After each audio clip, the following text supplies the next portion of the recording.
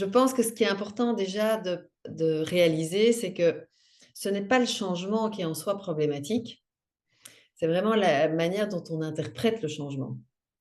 Parce que si on l'interprète comme une opportunité, alors c'est chouette, on est content. Et si on l'interprète comme, je sais pas, une épreuve ou oui, quelque chose qui est très risqué, dangereux, alors évidemment, on va se braquer et stresser. C'est déjà super en tant que parents qu'on prenne le temps de nous éduquer et de prendre soin de nous en tant que parents, parce qu'autrement, d'habitude, toute l'attention est sur nos enfants.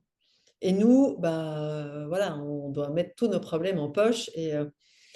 Et je pense aussi que quand nous, on apprend à développer des solutions intérieures, on sera un super exemple, en tout cas une source d'inspiration pour nos enfants, pour qu'eux aussi apprennent à développer leurs propres solutions intérieures. On revient à soi, c'est de dire, tiens, ce qui se passe se passe. Comment est-ce que moi, je vais changer mon état d'esprit pour bien vivre ce qui se passe? Parce que de toute façon, j'ai pas vraiment le choix. Voilà, la coparentalité. Et donc, parfois, ils me disent, ben non, moi, l'autre doit penser comme moi. Bah non, on peut être d'accord, qu'on n'est pas d'accord, et c'est tellement plus riche pour les enfants d'avoir des parents qui ont des points de vue différents.